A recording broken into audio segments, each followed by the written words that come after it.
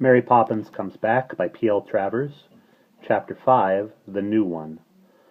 "Why must we go for a walk with Ellen?" grumbled Michael, slamming the gate. "I don't like her. Her nose is too red." "Shh," said Jane. "She'll hear you."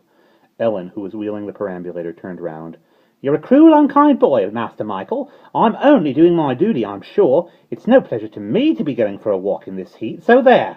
She blew her red nose on a green handkerchief. "Then why do you go?" Michael demanded. "Because Mary Poppins is busy. So come along, there's a good boy, and I'll buy you a penn'orth of peppermints." "I don't want peppermints," muttered Michael. "I want Mary Poppins." Plop, plop, plop, plop, Ellen's feet marched slowly and heavily along the lane. "I can see a rainbow through every chink of my hat," said Jane. "I can't," said Michael crossly. "I can only see my silk lining." Ellen stopped at the corner, looking anxiously for traffic. "Want any help?" inquired the policeman, sauntering up to her. "Well," said Ellen, blushing, "if you could take us across the road, I'd be much obliged. What with a bad cold and 4 children to look after, I don't know if I'm on my head or my feet." She blew her nose again. "But you must know. You've only got to look," said Michael, thinking how perfectly awful Ellen was. But the policeman apparently thought differently, for he took Ellen's arm with one hand and the handle of the perambulator with the other, and led her across the street as tenderly as though she were a bride. "Ever get a day off?" he inquired, looking interestedly into Ellen's red face. "Well," said Ellen, "half days, so to speak, every second Saturday." She blew her nose nervously. "Funny," said the policeman. "Those are my days, too, and I'm usually just around here at 2 o'clock in the afternoon." "Oh!" said Ellen, opening her mouth very wide. "So," said the policeman, nodding at her politely. "Well, I'll see," said Ellen. "Goodbye." And she went trudging on, looking back occasionally to see if the policeman was still looking, and he always was. "Mary Poppins never needs a policeman," complained Michael. "What can she be busy about?" "Something important is happening at home," said Jane. "I'm sure of it." "How do you know?" "I've got an empty waiting sort of feeling inside." "Pooh," said Michael. "I expect you're hungry. Can't we go faster, Ellen, and get it over?" "That boy," said Ellen to the park railing, "has a heart of stone. No, we can't, Master Michael, because of my feet." "What's the matter with them?" "They will only go so fast and no faster." "Oh, dear Mary Poppins," said Michael bitterly. He went sighing after the perambulator. Jane walked beside him, counting rainbows through her hat. Ellen's slow feet tramped steadily onward. 1, 2, 1, 2, plop, plop, plop, plop. And away behind them in Cherry Tree Lane, the important thing was happening.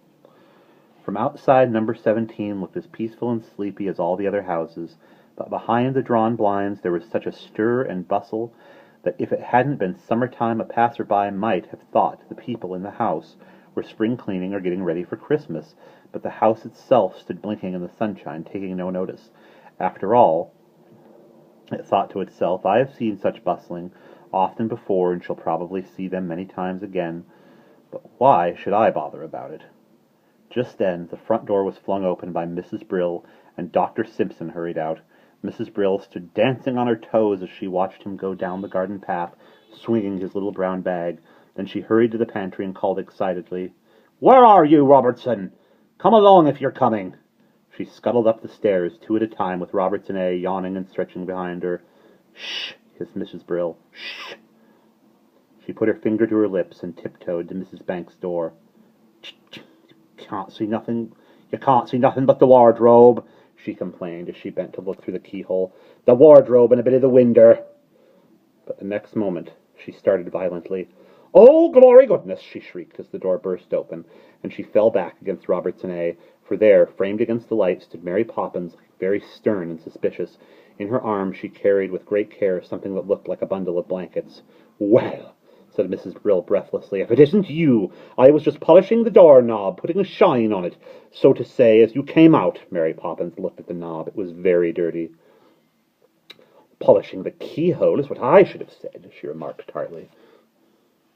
But Mrs. Brill took no notice.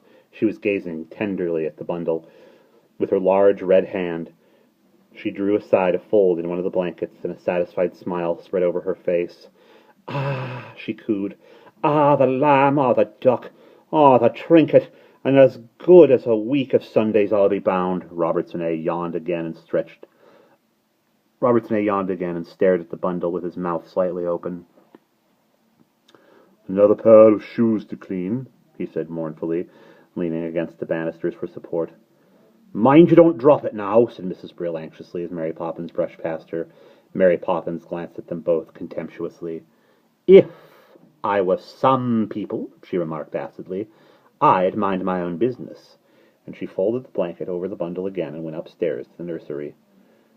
Excuse me, please, excuse me. Mr. Banks came rushing up the stairs, nearly knocking Mrs. Brill over as he hurried into Mrs. Banks's bedroom.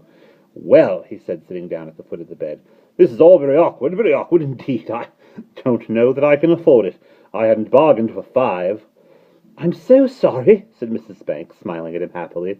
You're not sorry, not a bit. In fact, you're very pleased and conceited about it, and there's no reason to be. It's a very small one. I like them that way, said Mrs. Banks.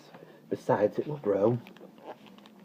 Yes, unfortunately, he replied bitterly, and I shall have to buy it shoes and clothes and a tricycle, and send it to school and give it a good start in life, a very expensive proceeding, and then after all that, when I'm an old man sitting by the fire, it will go away and leave me. You hadn't thought of that, I suppose. No, said Mrs. Banks, trying to look sorry, but not succeeding. I haven't. I thought not. Well, there it is. But I warn you, I shall not be able to afford to have the bathroom retiled. Don't worry about that, said Mrs. Banks comfortingly. I really like the old tiles best. Then you're a very stupid woman, that's all I have to say. And Mr. Banks went away, muttering and blustering through the house. But when he got outside the front door, he flung back his shoulders and pushed out his chest and put a large cigar into his mouth. And soon after that, he was heard telling Admiral Boom the news in a voice that was very tired and conceited and boastful. And we will pause there.